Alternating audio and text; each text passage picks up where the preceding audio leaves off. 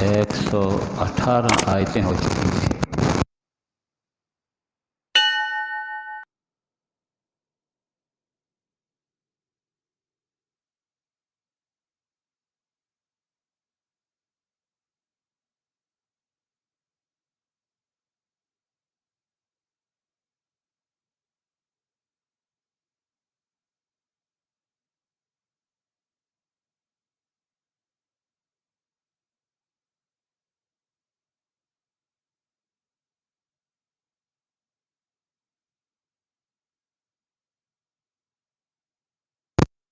بسم اللہ الرحمن الرحیم۔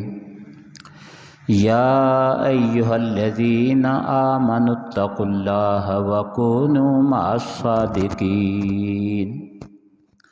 ما کان لأہل المدینۃ ومن حولهم من الأعراب ان یتخلفوا عن رسول اللہ ولا يرغبوا بأنفسهم عن نفسه ذلك بأنهم لا يصيبهم ظمأ ولا نصب ولا مخمصة في سبيل الله ولا يطؤون موطئا يغيظ الكفار ولا ينالون من عدو نيلا إلا كتب لهم به عمل صالح إن الله لا يضيع أجر المحسنين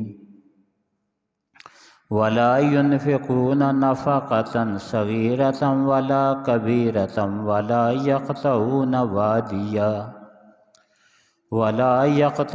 واديا إلا كتب لهم ليجزيهم الله أحسن ما كانوا يعملون صدق الله مولانا العظيم۔ یا ایہا الذین آمنوا، اے ایمان والو، اتقوا اللہ، اللہ تعالیٰ سے ڈرتے رہو، وکونوا مع الصادقین، اور ہو جاؤ سچوں کے ساتھ۔ ما کان لأہل المدینۃ ومن حولهم من الأعراب، نہیں چاہیے تھا مدینہ والوں کو اور ان کے ارد گرد جو دیہاتی ہیں، ان یتخلفوا عن رسول اللہ، یہ کہ پیچھے لے جائیں اللہ کے رسول سے، ولا یرغبوا بانفسہم عن نفسی، اور نہ ہی یہ کہ اپنے نفسوں کو ترجیح دیں اس کے نفس پر، ذالک بأنہم لا یصیبہم ظمأ ولا نصب ولا مخمصہ، یہ اس لیے کہ بے شک نہیں پہنچتے ان کو پیاس، ولا نصب اور نہ تھکاوٹ، ولا مخمصۃ اور نہ بھوک، فی سبیل اللہ، اللہ تعالیٰ کے راستے میں، ولا یطؤون موطئا، اور نہیں قدم اٹھاتے کسی جگہ، یغیظ الکفار، جو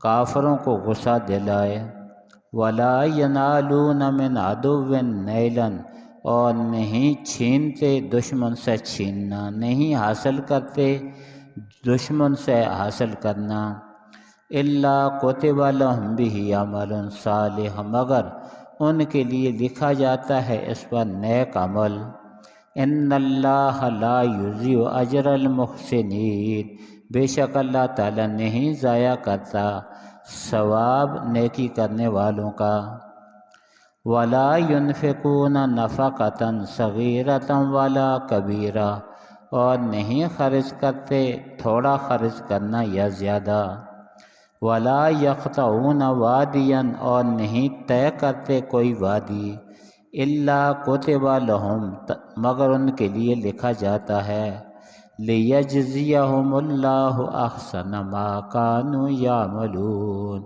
تاکہ بدلہ دے ان کو اللہ تعالیٰ بہتر اس کا جو کچھ وہ عمل کیا کرتے تھے۔ آمنت باللہ و بآیاتہ، یا ایہا الذین آمنوا اتقوا اللہ وکونوا مع الصادقین، اے ایمان والو، اللہ تعالیٰ سے ڈرو وَكُونُوا مَعَ الصَّادِقِينَ، اور سچوں کے ساتھ ہو جاؤ۔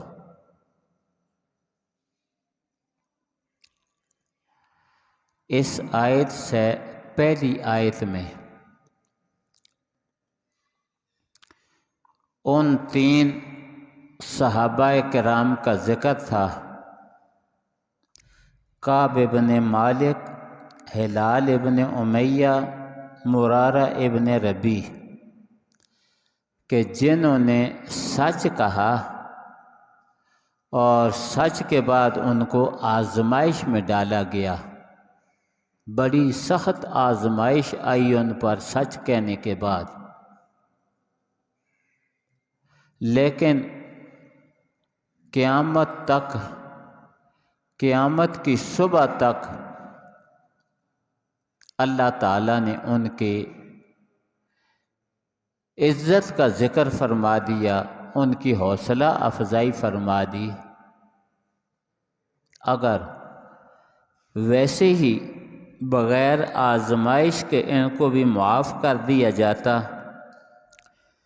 تو پھر ان کی یہ شان نہ ہوتی، ان کی یہ فضیلت بیان نہ ہوتی۔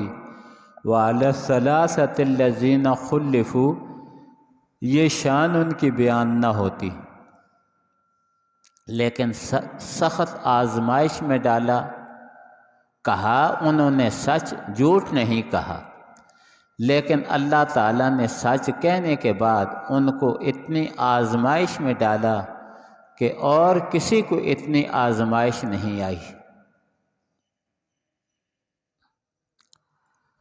حقیقت میں سچ جو ہے وہ آدمی کو بڑی بڑی مصیبتوں سے بچا لیتا ہے، بڑے بڑے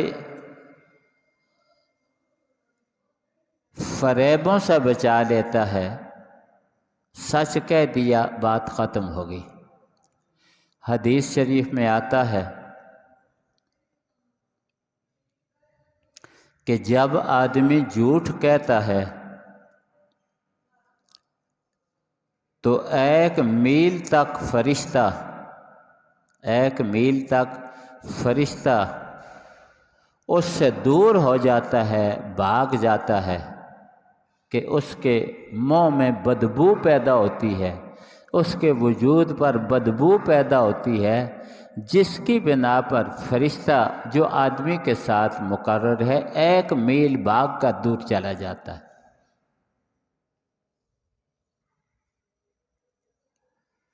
اس لیے جھوٹ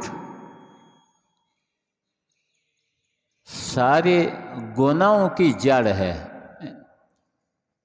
اور سچ ساری نیکیوں کی جڑ ہے۔ جب آدمی سچ کہتا ہے تو سچ جو ہے ساری نیکیوں کی جڑ ہے۔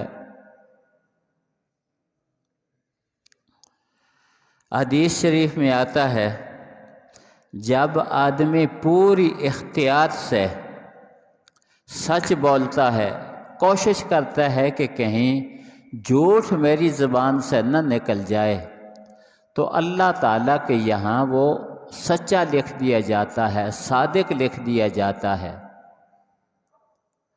اور جب آدمی احتیاط نہیں کرتا، جھوٹ بولتا ہے، تو اللہ تعالیٰ کے یہاں وہ جھوٹا لکھ لیا جاتا ہے۔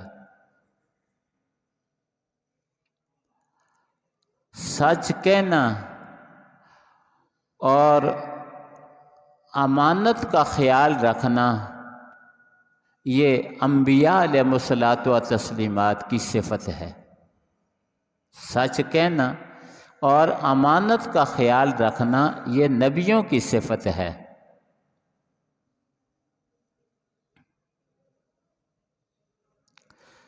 جد الانبیاء سیدنا ابراہیم خلیل اللہ علی نبینا علیہ الصلاۃ والتسلیمات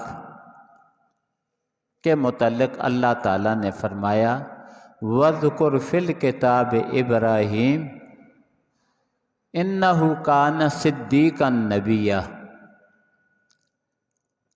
قرآن شریف میں ابراہیم علیہ السلام کا ذکر پڑھو، انہ کان صدیقا نبیّ، وہ سچے نبی تھے،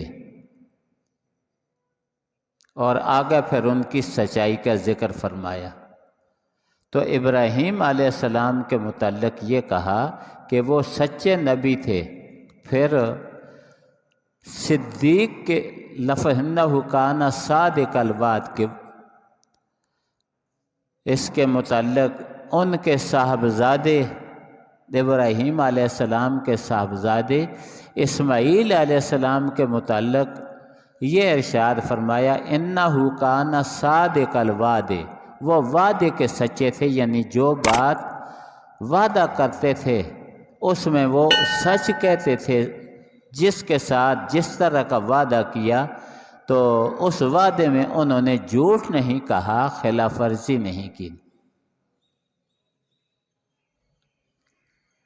تمام انبیاء علیہ الصلوۃ والتسلیمات سچے تھے،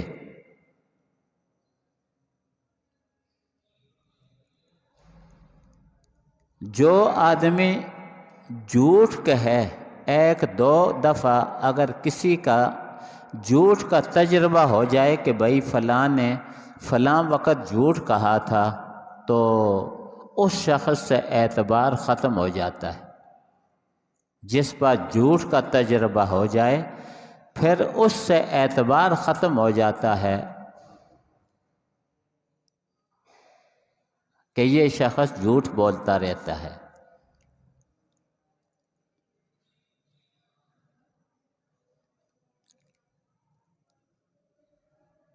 نبی اکرم صلی اللہ علیہ وسلم نے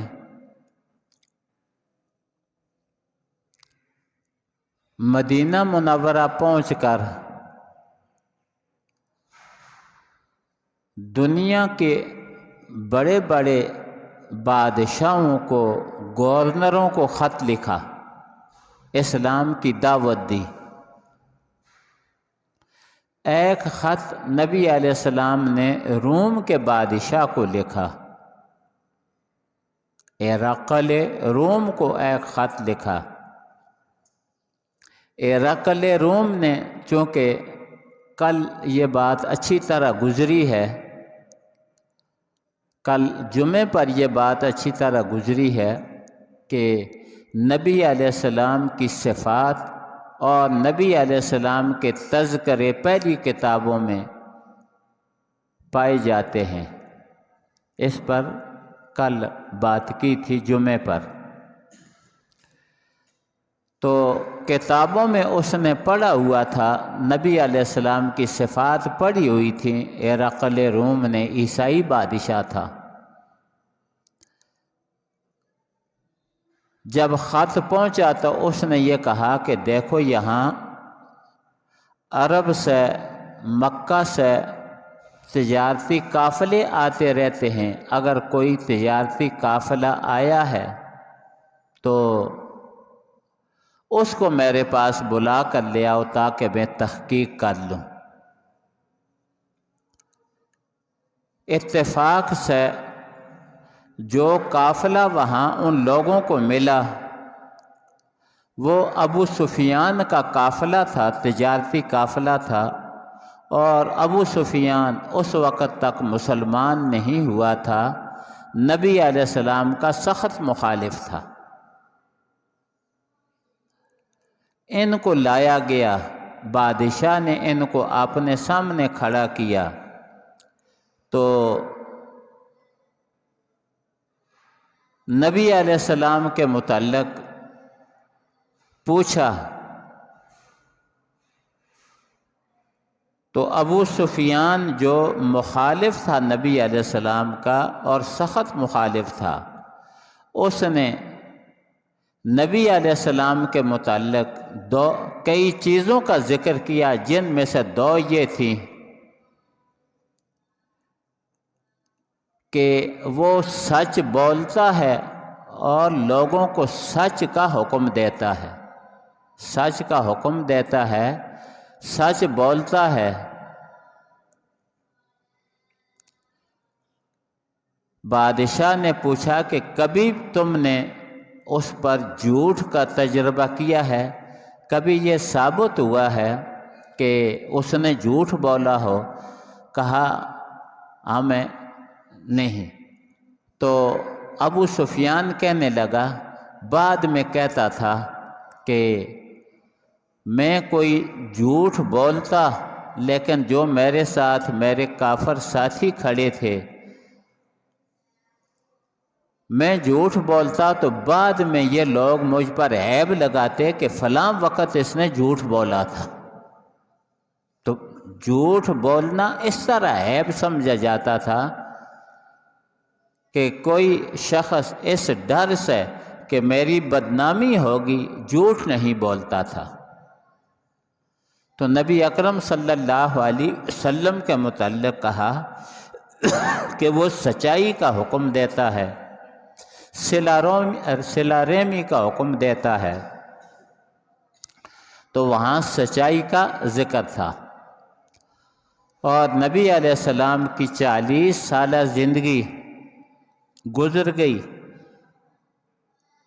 آپ غار حرا میں بیٹھے اعتکاف کر رہے تھے، اللہ کی عبادت کر رہے تھے، تو آپ کے پاس سب سے پہلے وحی آئی، اقرا بسم ربک الذی خلق، خلق الانسان من علق، اقرا وربک الاکرم الذی علم بالقلم، علم الانسان ما لم یعلم۔ یہ سب سے پہلی وحی تھی۔ تو نبی علیہ السلام کو یہ حکم دیا کہ اب آپ ہمارے رسول ہیں، اپنی قوم کے پاس جائیں، مکہ والوں کے پاس جائیں اور مکہ والوں کے پاس جا کر ہمارا دین، ہمارا پیغام پہنچائیں، توحید والا پیغام پہنچائیں۔ نبی علیہ السلام مکہ مکرمہ آئے اور مکہ مکرمہ پہنچ کر نبی علیہ السلام صفا پہاڑی پر کھڑے ہوئے۔ صفا پہاڑی پر کھڑے ہو کر سب کو بلایا، مختصر بستی تھی مکہ مکرمہ کی، سب کو بلایا، سب آگے۔ نبی علیہ السلام نے سب سے پہلے ان سے یہ پوچھا کہ حل وجدتمونی صادقا او کاذبا، کہ 40 سالہ میری زندگی تمہارے اندر گزری ہے، اس دوران تم نے مجھے سچا پایا یا جھوٹا پایا؟ تو سب نے یہ کہا کہ ہم نے بار بار تجربہ بھی کیا لیکن آپ کو ہم نے سچا ہی پایا۔ جربنا لک مرارا ما رأینا فیک الا صدقا، ہم نے بار بار تجربہ کیا لیکن تیرے اندر سچائی کے بغیر کچھ نہیں دیکھا۔ تو سچ کہنا اتنی بڑی چیز ہے کہ سب سے پہلے نبی علیہ السلام نے یہ پوچھا کہ تم نے مجھے سچا پایا یا جھوٹا پایا؟ میں اس سے پہلے کبھی تمہارا تجربہ ہوا ہو کہ میں نے کبھی جھوٹ بولا ہو؟ سب نے کہا کہ آپ نے جھوٹ نہیں بولا کبھی۔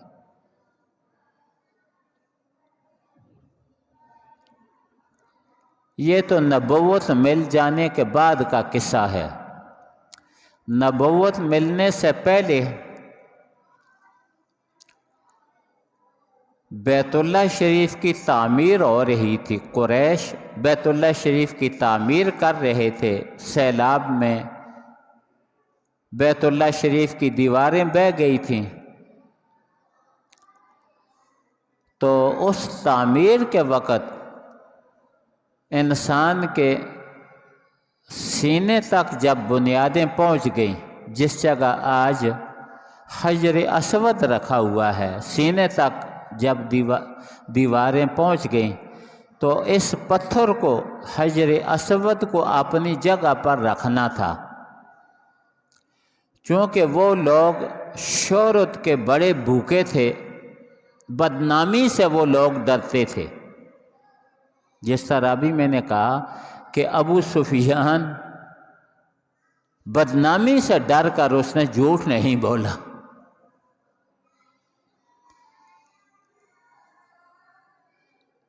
نیک نامی کہ آئندہ نسلوں میں ہمارا ذکر چلتا رہے، اس کے لیے وہ بہت کچھ کیا کرتے تھے۔ تو اب جب دیواریں بیت اللہ شریف کی سینے کے برابر پہنچ گئیں، حجر اسود رکھنے کا وقت آیا، تو ہر ایک قبیلہ اپنی نیک نامی کے لیے کہ بیت اللہ کا پتھر ہم نے رکھا ہے، حجر اسود ہم نے رکھا ہے، ہمارے بڑے نے رکھا ہے، ہر ایک یہ کہتا تھا کہ یہ پتھر میں رکھوں گا، دوسرا قبیلہ کہتا تھا ہمارا سردار رکھے گا۔ قریب تھا کہ وہ ایک دوسرے سے لڑ پڑتے، اور جب ان کے یہاں لڑائی ہوتی تو وہ بھی بڑی سخت لڑائی ہوتی، معمولی چیزوں پر لڑائی ہوتی تو صدیوں لڑائی چلتی ان کی، یہ تو کام ہی بڑا تھا۔ ایک عربوں میں مشہور ہے حرب البسوس، بسوس کی لڑائی۔ یہ لڑائی، اس لڑائی کا سبب یہ ہوا کہ کسی کی اونٹنی دوسرے کے کھیت میں چلی گئی، اس نے اس کو سزا دی، اونٹنی کو مارا، اس کا تھن وغیرہ کاٹ دیا، لڑائی چھڑ گئی، 100 سال تک لڑائی چلتی رہی، دونوں قبیلوں کے بڑے بڑے لوگ ختم ہو گئے، لڑائی میں مارے گئے۔ تو لڑائی اگر اس بڑے کام پر، عزت والے کام پر لڑائی چھڑتی تو نہ معلوم عورتیں اور بچے بھی باقی رہ جاتے یا نہیں۔ تو سب نے یہ کہا کہ لڑو، یہ اللہ کا گھر ہے، اللہ کا گھر صلح کے لیے ہوتا ہے، اللہ کا گھر لڑائی کے لیے نہیں۔ کسی ایک چیز پر سب اتفاق کر لو، نہ کسی کی جیت ہو نہ کسی کی ہار ہو۔ بیت اللہ شریف کی تعمیر کو فساد کا سبب نہ بناؤ۔ سب نے اس چیز پر اتفاق کیا کہ ہم سب یہاں بیٹھے ہیں، کوئی باہر نہ جائے، اور جو شخص اس کے بعد باب صفا دروازے سے اندر آئے، وہ جو فیصلہ کرے سب اس فیصلے کو مان لو۔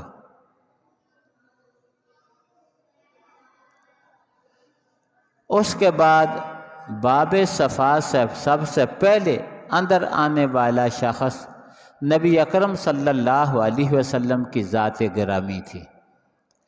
تو جب سب نے نبی علیہ السلام کو دیکھا تو کہنے لگے کہ جاء الصادق جاء الامین رضینا بہ حکما، وہ صادق اور امین آ گئے، ہم اس کو حاکم مان کر راضی ہیں، جو فیصلہ وہ کریں وہ ہم سب کو قبول ہے۔ تو وہاں نبی علیہ السلام کو کن صفات کے ساتھ یاد کیا؟ نبی علیہ السلام کو یاد کیا جاء الصادق جاء الامین، صادق آ گیا، امانت دار آ گیا۔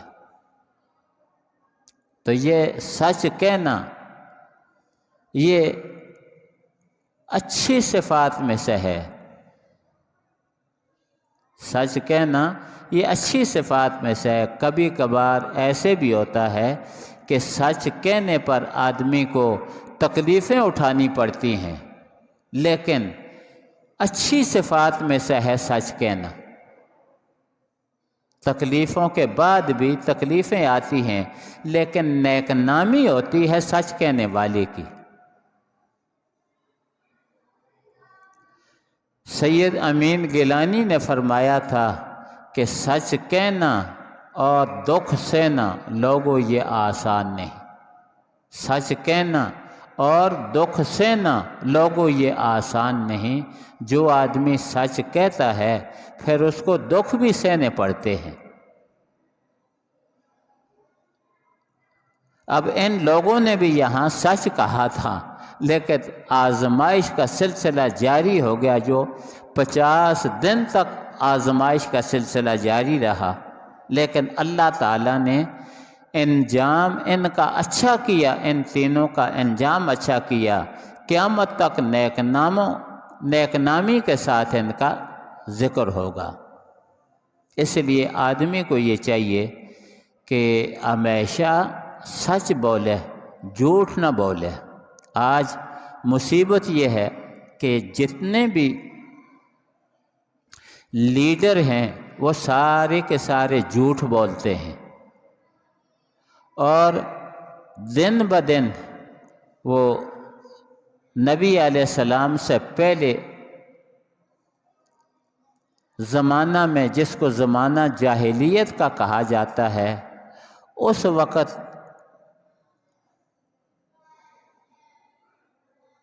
وقت ایک شاعر نے یہ بیان کیا تھا کہ ایسا زمانہ بھی آ جائے گا وَيَأْتِيكَ بِالْأَخْبَارِ مَن لَّمْ تُزَوِّدِ، کہ تیرے پاس خبریں لے کر ایسے لوگ آئیں گے کہ جن کو تم خرچہ وغیرہ بھی نہیں دو گے، خبریں کیا ہے پہنچا دیں گے۔ آج کا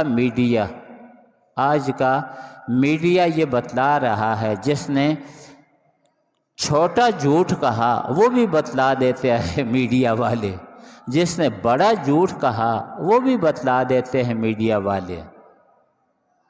اور آج جھوٹ کہنے کو کمال سمجھا جاتا ہے۔ جو آدمی جھوٹ کہہ کر کسی بات سے نکل جائے تو اس کو کیا کہا جاتا ہے؟ کمال سمجھا جاتا ہے۔ اور یہ جو ہے جھوٹ ذلت ہے، لیکن اس ذلت کو کمال سمجھا جاتا ہے۔ اللہ تعالیٰ سارے مسلمانوں کو بچا کر رکھے۔ یہ جتنے بھی سیاسی لیڈر ہیں، الا ماشاء اللہ، جتنے سیاسی لیڈر ہیں، اب میڈیا والے یہ بتلا رہے ہیں فلاں نے یہ جھوٹ بولا تھا، فلاں نے یہ جھوٹ بولا تھا، فلاں نے یہ جھوٹ بولا ہے، فلاں نے یہ جھوٹ بولا ہے۔ اب جب قوم کے لیڈر جھوٹے ہوں، اس قوم کا کیا ہوگا؟ اور اللہ تعالیٰ نبیوں کے متعلق کہتے ہیں وَاذْكُرْ فِي الْكِتَابِ إِبْرَاهِيمَ إِنَّهُ كَانَ صِدِّيقًا نَبِيًّا وَاذْكُرْ فِي الْكِتَابِ اسماعیل إِنَّهُ كَانَ صَادِقَ الْوَعْدِ وَكَانَ رَسُولًا نَبِيًّا، وہ سچے وعدے والے تھے۔ یہ ہیں اچھی صفات۔ سیدنا ابو بکر صدیق رضی اللہ تعالی عنہ نے زندگی بھر جھوٹ نہیں بولا تو ان کا لقب صدیق پڑ گیا۔ زندگی بھر کبھی جھوٹ نہیں بولا تو ان کا لقب صدیق بن گیا۔ تو یہاں اس آیت کریمہ میں دو چیزیں بتلائی گئی ہیں۔ ایک چیز تو یہ بتلائی ہے کہ اگر ایمان ہے، کلمہ پڑھتے ہو تو اتقوا اللہ، اللہ تعالیٰ سے ڈرو، اللہ تعالیٰ سے ڈرو۔ کیوں کہ اللہ تعالیٰ کا خوف، اللہ تعالیٰ کا ڈر ہی ایسی چیز ہے کہ جس کی بنا پر آدمی سیدھا چلتا ہے، سچ کہتا ہے۔ اگر اللہ تعالیٰ کا خوف ہو تو سچ کہتا ہے۔ کوئی آدمی زیادہ جھوٹ بولے نا تو اس کو دوسرے یار دوست یا مخالف یوں کہہ دیتے ہیں کہ اللہ سے ڈر، جھوٹ نہ بول۔ کوئی ظلم کرے نا تو اس کو کہہ دیتے ہیں اللہ سے ڈر، ظلم نہ کر۔ تو یہ جو ہے اللہ کا ڈر، تقوی، اللہ کا ڈر جو تقوی ہے، یہ بڑی چیز ہے، بہت بڑی چیز ہے۔ تو ایک تو یہ کہا اے ایمان والو ہمیشہ اللہ سے ڈرتے رہو، اور دوسرا یہ کہ سچ بولو، اور تیسرا یہ کہ کونوا مع الصادقین، تم سچوں کے ساتھ ہو جاؤ۔ ہمیشہ اگر کسی جماعت میں جانا ہے تو سچے لوگوں کی جماعت میں چلے جاؤ۔ اگر ہمیشہ اپنے دوست بنانا ہے تو سچوں کو دوست بناؤ، اور جھوٹ کہنے والوں سے دور بھاگو، جھوٹ کہنے والوں سے دور بھاگو، اس لیے کہ جھوٹ کہنا یہ منافقوں کی صفت ہے، یہ مسلمانوں کی صفت نہیں ہو سکتی۔ تو فرمایا یا ایھا الذین آمنوا اتقوا اللہ، اے ایمان والو اللہ تعالیٰ سے ڈرتے رہو، وکونوا مع الصادقین، اور سچوں کے ساتھ ہو جاؤ۔ اب ان لوگوں پر بہت تعجب ہوتا ہے کہ جو لوگ بار بار کسی کے متعلق، کسی یار دوست کے متعلق بار بار تجربہ ہوتا ہے ان کا کہ جھوٹ بولا، فلاں دفعہ جھوٹ بولا، فلاں جگہ جھوٹ بولا، فلاں جگہ جھوٹ بولا، پھر بھی کیا ہے وہ ہمارا دوست ہوتا ہے۔ ایسے لوگوں سے دوستی نہیں لگانی چاہیے۔ ایک سیاسی لیڈر تھا،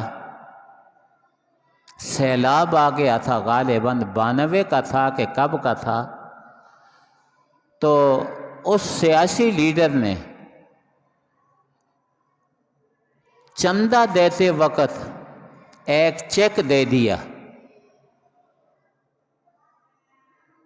شاید کہ 1.5 لاکھ کا چیک تھا، اور جس اکاؤنٹ کا چیک اس نے دیا اس اکاؤنٹ میں اس کا کچھ بھی نہیں تھا۔ تو وہاں کے ڈڈر کے لوگ اس چیک کو لے کر کبھی مانسہرے پھرتے تھے، کبھی ایبٹ آباد جاتے تھے، کبھی پشاور جاتے تھے، ہر جگہ سے یہی جواب آتا تھا کہ بھائی یہاں تو کچھ بھی نہیں، یہ جھوٹا چیک ہے۔ یہ 92 کی بات ہے، اکثر جو بڑی عمر والے لوگ ہیں ان کو پتہ ہے۔ اب ایسے جھوٹے وہ بھی ہمارے لیڈر ہیں، ایسے جھوٹے وہ بھی کیا ہیں، ہمارے لیڈر ہیں۔